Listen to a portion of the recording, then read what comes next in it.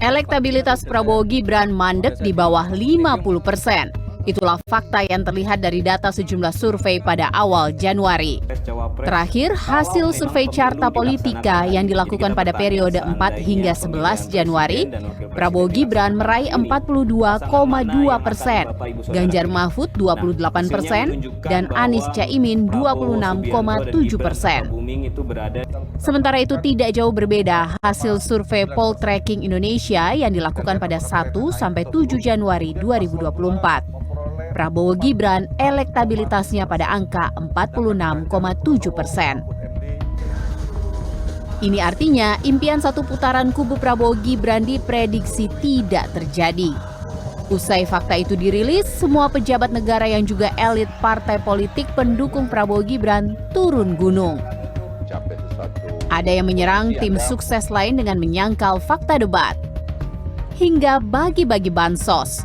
Seperti Menko Perekonomian yang sekaligus Ketua Umum Partai Golkar, Airlangga Hartarto, pada 15 Januari lalu membagikan bansos secara simbolis ke keluarga penerima manfaat di Labuan Bajo, Manggarai Barat, Nusa Tenggara Timur. Meski belakangan, Airlangga membantah aktivitasnya sebagai menteri membagikan bansos bagian dari kampanye politik memenangkan Prabowo Gibran.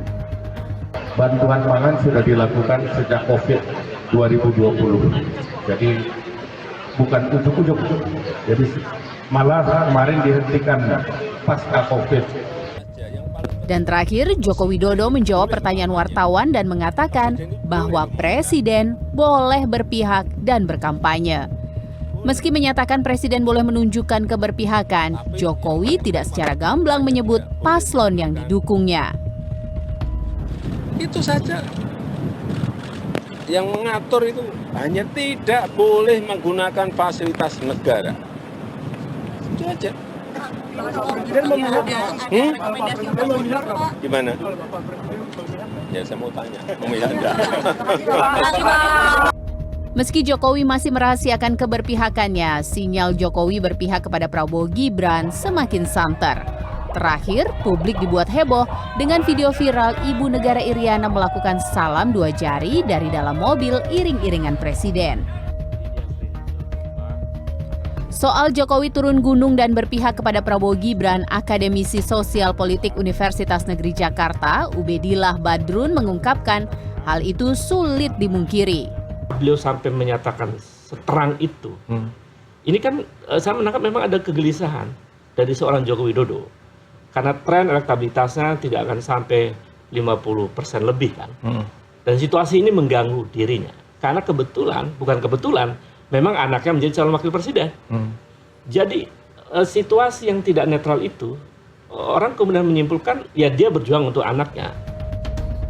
Menanggapi sinyal Jokowi berpihak kepada Prabowo Gibran, Wakil Ketua Tim Kampanye Nasional atau TKN Prabowo Gibran, Ahmad Muzani mengaku senang jika Jokowi turun gunung ikut berkampanye. Kami menyerahkan sepenuhnya hak itu kepada Presiden Joko Widodo. Jika beliau akan berkampanye, kami akan dengan sangat bergembira dan senang sekali. Sejauh ini KPU menanggapi soal salam 2 jari yang dilakukan oleh Ibu Negara Iriana Jokowi bukan sebuah pelanggaran.